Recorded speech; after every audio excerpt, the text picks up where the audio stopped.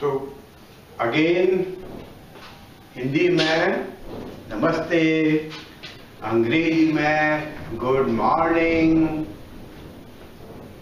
कैसे हो बच्चों तुम सब लोग? कल घर पहुंचे, मम्मी पापा को बताया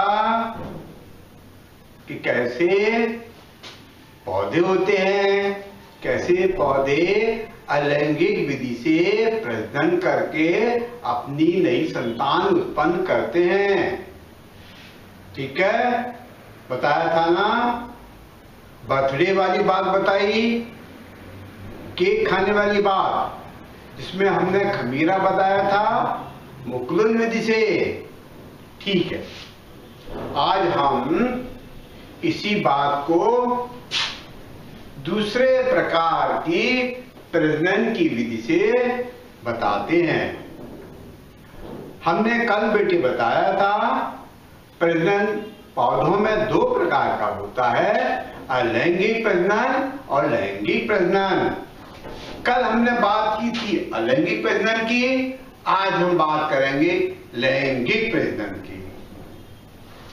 लैंगिक प्रजनन पौधों में वह प्रजनन की प्रक्रिया होती है जिसमें नर मादा के संपर्क में अपने विशेष प्रकार के अंगों के द्वारा आता है एवं भ्रूण का निर्माण करता है। यही भ्रूण आगे चलकर नई संतान देता है। आपके घर में छोटा बेबी आता है, वह भी लैंगिक प्रजनन का ही उदाहरण है। आपके घर के बगीचे में यदि कोई छोटा पौधा विशेष तौर से वर्षा ऋतु में निकलते हैं, वे सभी के सब लैंगिक प्रजनन के ही उदाहरण हैं। चलिए आज हम बात करते हैं लैंगिक प्रजनन के अंगों की।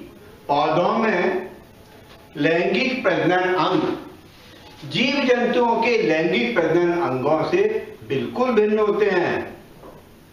पौधों में नर एवं मादा लैंगिक अंग कई प्रकार के पौधों में तो एक में ही उपस्थित होते हैं, कई प्रकार के पौधों में अलग अलग पुष्पों में उपस्थित होते हैं। अर्थात एक पुष्प में एक नर होगा तो दूसरे पुष्प में मादा होगी।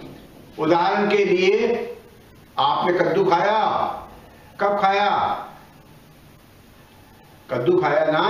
अरे भाई, बड़ा फल शादी में बनता है। उसमें नर फूल अलग होते हैं, नर पुष्प अलग होते हैं, मादा पुष्प अलग होते हैं।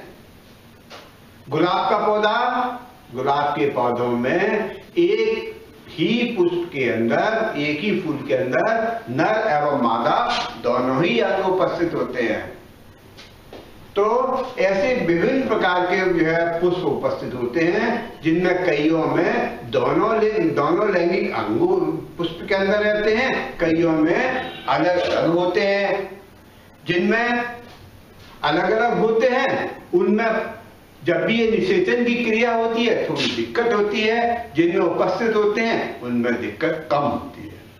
चलिए आगे हम आपको नर एवं मादा जननांगों के बारे में बताते हैं। जहां हमने पौधों की बात की, ध्यान रखिए पौधे में नर जननांग को हम स्टेमन्स कहते हैं, या इसको हिंदी में पुंकेसर कहते हैं। पुंकेसर अर्थात इस पुंकेसर में यदि आप देखेंगे, चलिए हम जो है गुड़ैल का हम आपको फूल बना के बताते हैं।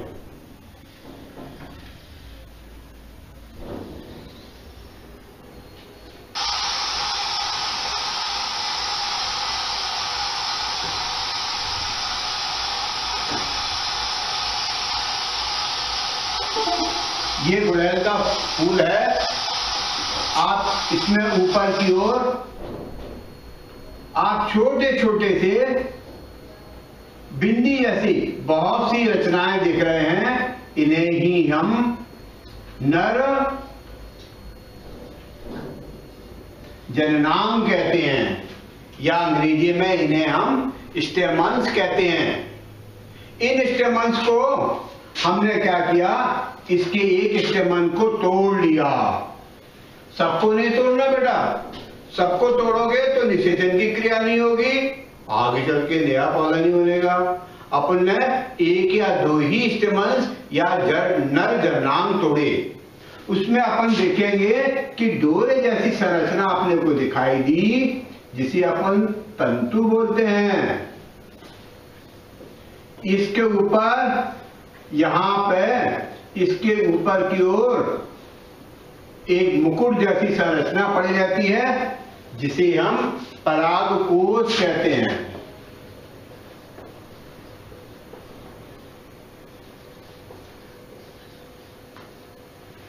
परागकोश का साधारण सी भाषा में, परागकोश का साधारण सी भाषा में,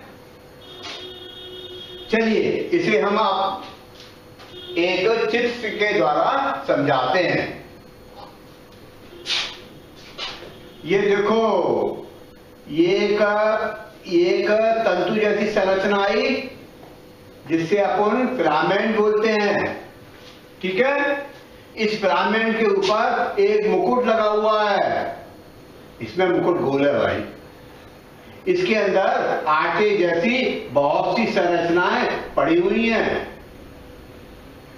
तो इस आटे जैसी संरचना को हम पराग कण कहते हैं। क्या कहते हैं? पराग कण कहते हैं, ठीक है।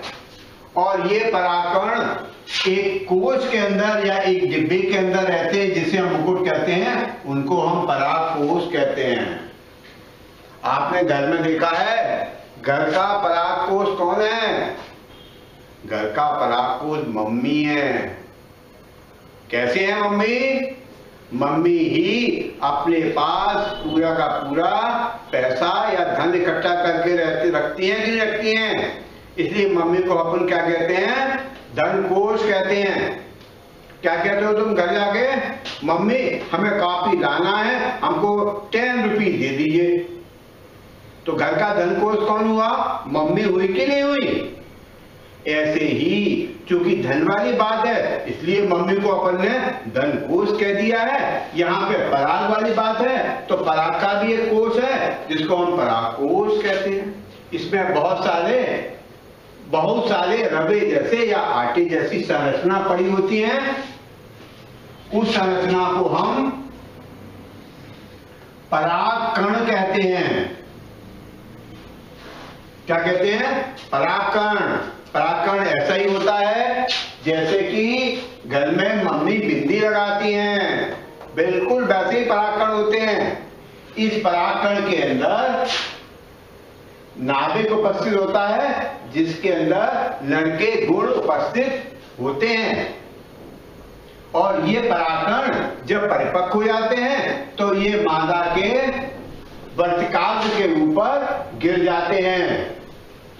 देखो वर्तिकाग्र हम आपको बताते हैं।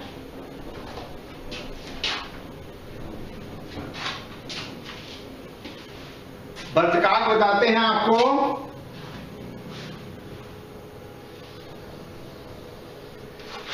ये मादा का वर्तिकाग्र है, मादा का वर्तिकाग्र है। ये मादा का स्टाक है, ये मादा का अंडाशय है।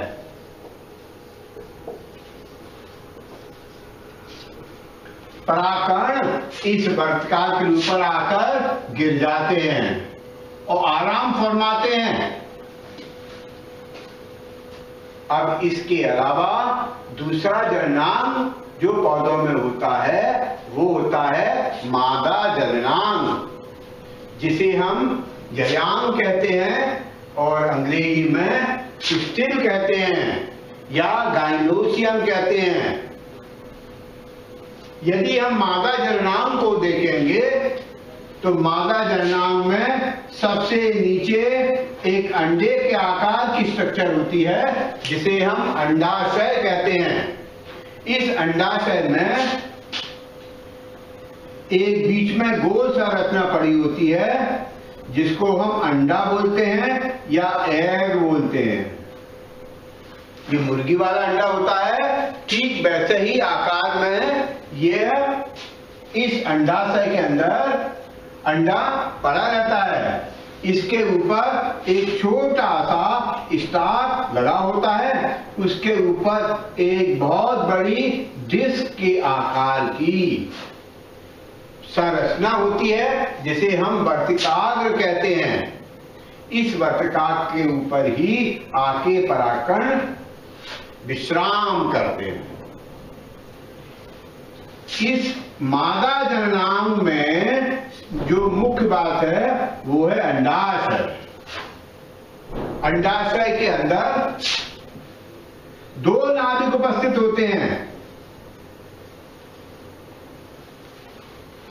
और बड़े आश्चर्य की बात है कि ये दोनों नाभिक, दोनों ही अंडाशय के नाभिक इस परागकण के नाभिकों से युग्मन करते हैं। इसी कारण से पौधों में लैंगिक प्रजनन, डबल फर्टिलाइजेशन या द्विलैंगिक प्रजनन कहलाता है, जबकि जीव जंतुओं में ऐसा नहीं होता। जीव जंतुओं में सिंगल फर्टिलाइजेशन या एक ही निषेचन की क्रिया होती है, परंतु पौधों में द्विनिषेचन की क्रिया होती है। इसलिए पौधों को जंतुओं से हम भिन्न आसानी से लैंगिक प्रजनन के द्वारा कर सकते हैं। चलिए अब हम चलते हैं निषेचन की क्रिया। एक थोड़ा सा हम बताना और भूल गए आपको, जो बहुत ही अच्छी दिलचस्प बात है वो है इस जननांग में इसके सहयोगी होते हैं। कौन कौन से? वाहदलपुंज और दलपुंज। वाहदलपुंज एक पुष्प की सबसे बाहर की संरचना होती है। यह संरचना हरे रंग की होती है जो रक्षक का काम भी करती है और साथ में अपना भोज्य पदार्थ बना के इस पुष्प को प्रदान करती है। इसके ऊपर विभिन्न रंग की सुगंधित संरचना लगी होती है जिसको हम दलपुंज बोलते हैं। इन दलपुंज का मुख्य कार्य अपनी खुशबू देना है और अपने भड़कीले रंग को बाहर प्रदर्शन करना है, जिससे कीड़े इसकी ओर आकर्षित निषेचन के लिए या परागण के लिए होते हैं। अब हम बात करते हैं निषेचन क्या है। निषेचन से पहले हम आपको थोड़ा सा निषेचन से पहले परागण के बारे में बताएंगे। परागण की क्रिया निषेचन से पहले होती है। परागण में क्या होगा कि सुगंधित दलपुंज है, सुगंध आ रही है, अच्छा खुशबू दे रहा है, अच्छा उसका रंग है। भंवरे या विभिन्न प्रकार के कीड़े उस पुष्प के ऊपर जाके बैठ जाते हैं। बैठने के बाद में उसके अंदर जो भी शहद होता है या मीठा पदार्थ होता है उसको वो चूसने के लिए आते हैं। जब वो पदार्थ को चूसते हैं तो उसके शरीर पर जो नर जननांग है उनके परागकण आके चिपक जाते हैं और जब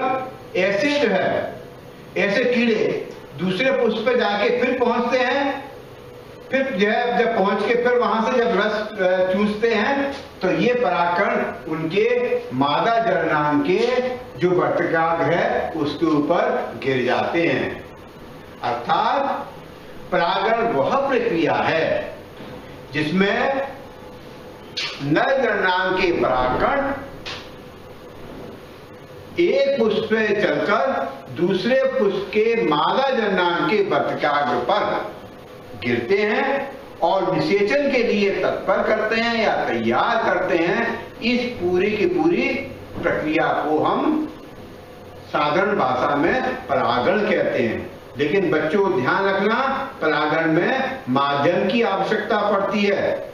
सिर्फ कीड़ा ही एक माध्यम नहीं है, हवा भी माध्यम है, पानी भी माध्यम है, बहुत सारे जीव जंतु भी माध्यम होते हैं। इस परागण के बाद में अगली जो क्रिया आती है वो निषेचन की आती है। इस निषेचन में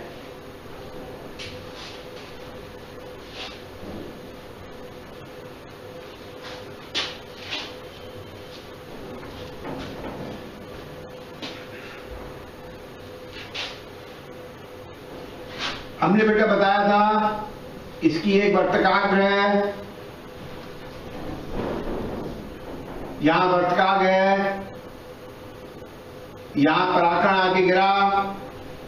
इस पराकण ने क्या किया, इस वर्तकाग्र के ऊपर थोड़ा सा एक मॉइस्चर होती है, नमी होती है, उससे पराकण के अंदर एक छेद होता है, उस छेद से एक ट्यूब निकल आती है जिसको नलका बोलते हैं। ये नलका इसके अंडाशय के घूमती हुई इसके निचले वाले पोर्शन में पहुंच जाती है। ये देखो बेटा, नलका पहुंच रही है इसके अंडाशय के निचले वाले भाग में, ये पहुंच गई। पहुंचने के बाद में इसके अंदर जो दो नाभिक हमने बताए थे, ये दो नाभिक यहां से चलते रहते हैं और आगे चल के ये दो जो है नर नाभिक यहाँ पे आ जाते हैं और आने के बाद में नर नाभिक इस मादा के नाभिक से आके जुड़ जाते हैं और जुड़ने के बाद में ये निषेचन की क्रिया करते हैं।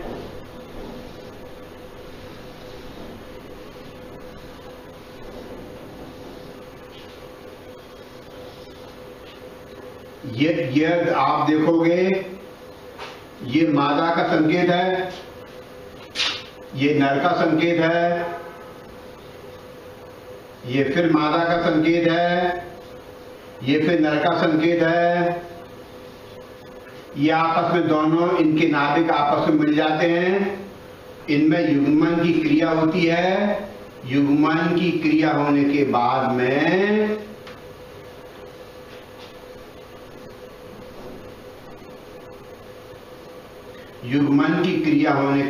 में यहाँ पे एक स्ट्रक्चर बन जाती है, संरचना बन जाती है। इस संरचना को हम जाइगोट बोलते हैं। हिंदी में जाइगोट को युग्म नज, युग्म का मतलब जुड़े हुए, नज मीन संरचना। ऐसी संरचना में जिसमें मेल नाभिक नर नाभिक मादा नाभिक से जुड़ गया है और जुड़ने के बाद में एक जीवित संरचना बनाई है। इस जीवित संरचना को हम युग्म नज कहते हैं। यह युग्म नज आगे चल के भ्रूण कहलाता है। यह युग्म नज आगे चल के क्या कहलाएगा, भ्रूण कहलाएगा।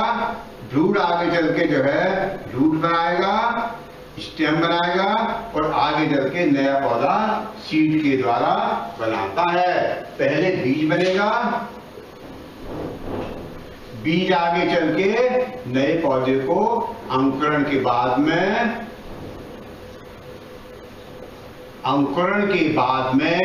नए पौधे को जन्म देगा।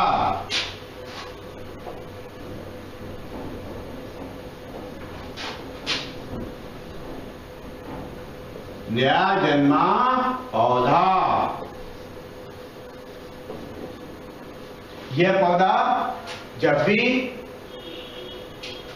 समुचित नमी होगी, समुचित प्रकाश होगा, समुचित मिट्टी में खाद्य पदार्थ होंगे, ये बीज जो है अंकुरण होके दोबारा से फिर जो है नए पौधे को जन्म देता है। इस प्रकार से यह पौधों में लैंगिक जनन की क्रिया पूर्ण होती है।